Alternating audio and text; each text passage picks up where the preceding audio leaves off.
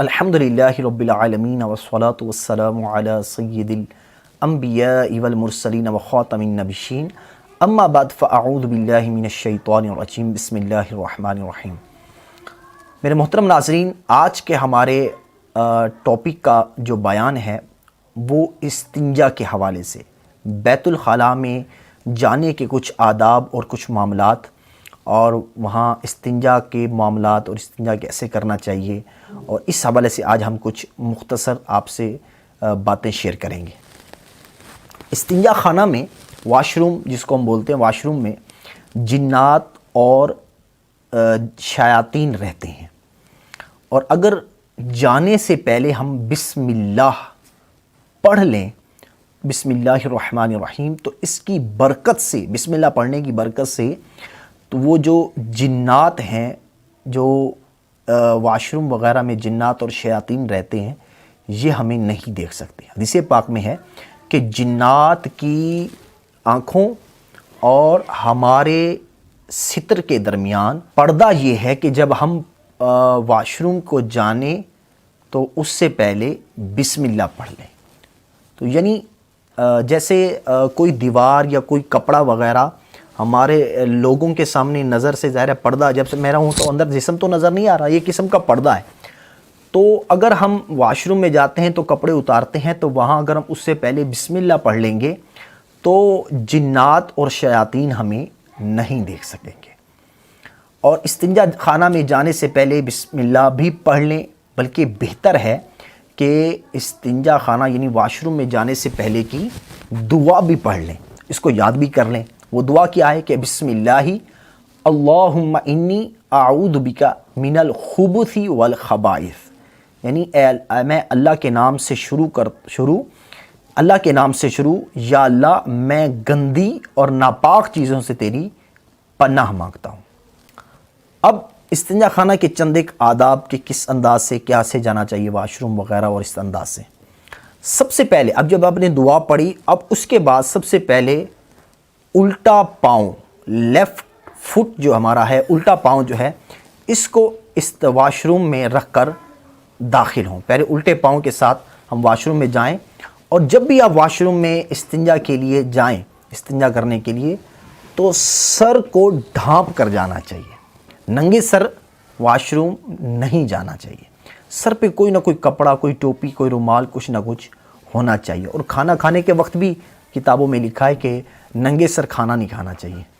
اور اسی طرح سے ننگے سر استنجا خانہ جانا منع ہے۔ اور جب پیشاب کرنے یا قضائے حاجت کے لیے بیٹھیں تو ہمارا یہ جو چہرے والی سائیڈ ہے، منہ اور ہماری پیٹھ، یہ کعبے کی طرف، قبلے کی طرف ہمارا رخ نہ ہو، یعنی قبلے سے کم 45 ڈگری کے اینگل سے ہم باہر ہوں۔ یہ 90 ڈگری کا ہے تو 45 کا جہاں سے بنتا ہے، تو 45 سے بھی ہم سے باہر ہماری منہ اور ہماری پیٹھ یہ قبلے کی طرف نہیں ہونے چاہیے۔ اس طرح بچوں کی جب ہم پیشاب یا پخانہ کروائیں تو ان کی بھی ہم پیٹھ اور منہ جو ہے نا کعبے کی طرف نہیں ہونی چاہیے۔ اسی طرح اگر کسی نے ایسا کیا تو کروانے والا گناہ گار ہوگا، ٹھیک ہے، اس سے بندہ گناہ گار ہو جاتا ہے۔ تو جب تک قضائے حاجت کے لیے بیٹھنے کے قریب نہ ہوں، کپڑے بدن سے نہ ہٹائیں، اور نہ ہی ضرورت سے زیادہ جسم کا حصہ کھولیں۔ جتنا ضرورت ہے بندہ اتنا حصہ ہی کھولے۔ پھر دونوں پاؤں کھلے رکھ کر لیفٹ سائیڈ کے پاؤں پر زور دے کر بیٹھیں۔ لیفٹ سائیڈ کے پاؤں پر زور دے کر بیٹھیں۔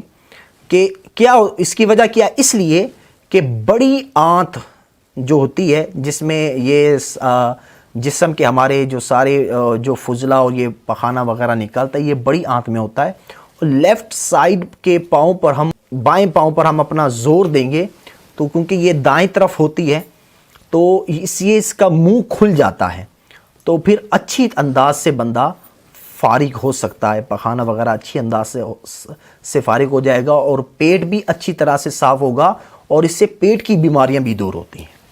اچھا، واش روم میں بیٹھنے کے دوران کسی بھی شرعی مسئلے پر غور نہ کریں کہ اس سے محرومی کا باعث ہے۔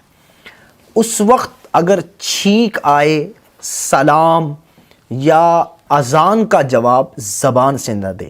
چھینک آئے تو کہتے ہیں الحمدللہ، تو یہ بھی زبان سے نہیں کہنا چاہیے۔ کوئی سلام کا جواب یا اذان آ رہی ہے تو اس کا بھی جواب نہیں دینا چاہیے۔ ہمیں خود چھینک آئے تو زبان سے الحمدللہ نہ کہے، دل میں کہنے میں حرج نہیں ہے۔ بات چیت بھی واش روم کے اندر زبان سے کچھ بھی نہ کہے، اپنی شرمگاہ کی طرف بھی نہ دیکھے، یعنی اپنی شرمگاہ کی طرف ہی دیکھ رہا ہے تو اس سے بھی منع کیا گیا ہے۔ اور اس نجاست، اس گندگی کو بھی نہ دیکھے جو کہ اس کے جسم سے نکلی ہے بلا ضرورت۔ خواہ مخواہ دیر تک واش روم میں استنجا خانے کے لیے بھی نہ بیٹھا رہے کہ اس سے بواسیر ہونے کا بھی خطرہ ہے۔ پیشاب میں جہاں ہم پیشاب کرتے ہیں WC وغیرہ میں، تو وہاں نہ ہی تھوکنا چاہیے، نہ ہی وہاں پر ناک صف کرنا چاہیے، نہ ہی وہاں پر بغیر ضرورت کے کھنکارنا چاہیے، نہ بار بار ادھر دیکھے، نہ بیکار کے طور پر فالتو میں ہی جو ہے نا بدن کے جسم کو، حصے کو بار بار ٹچ کرتا رہے، نہ آسمان کی طرف دیکھتا رہے، بلکہ شرم کے ساتھ سر جھکائے رہے۔ اب قضائے حاجت سے فارغ ہونے کے بعد پہلے پیشاب کا مقام دھوئے، پھر پخانے کا مقام دھوئے۔ پانی سے استنجا کرنے کا مستحب طریقہ یہ ہے کہ ذرا کھلا ہو کر بیٹھے، میں نے جیسے آپ کو بتایا کھلا ہو کر بیٹھے، اور سیدھے ہاتھ سے، دائیں ہاتھ سے، رائٹ ہینڈ سے آہستہ آہستہ پانی ڈالے، اور الٹے ہاتھ کی جو انگلیاں ہیں، انگلیوں کے یہ اس کو پیٹ بولتے ہیں، یہ بیک سائیڈ ہے، یہ فرنٹ سائیڈ سے، انگلیوں کی فرنٹ سائیڈ سے نجاست کے مقام کو، جہاں سے گندگی نکلتی ہے، شرمگاہ کو دھوئے۔ اور انگلیوں کا یہ جو سرا ہے، یہ جو اوپر والی سر والی جا ہے، یہاں سے بھی نہیں دھونا، بلکہ یہ جو جس کو پیٹ بولتے ہیں، انگلیوں کا یہ پیٹ ہے، یہاں سے دھونا چاہیے، سیدھی جانب سے، اس الٹے ہاتھ کی یہ پیٹ سے دھونا چاہیے۔ اب اس کا طریقہ کیا ہے؟ سرے سے بھی، سرا بھی جو ہے نا شرمگاہ کو نہیں لگے، یہ منع کیا گیا ہے۔ اب طریقہ کار کیا ہے کہ پہلے جو یہ بڑی انگلی ہے، یہ بڑی انگلی اونچی رکھے، پھر اس کے بعد یہ انگلی اونچی رکھے ساتھ والی، پھر اس کے بعد یہ چھوٹی انگلی اونچی رکھے، اور اس انداز سے پھر جو ہے نجاست اور گندگی کے مقام کو دھوئے۔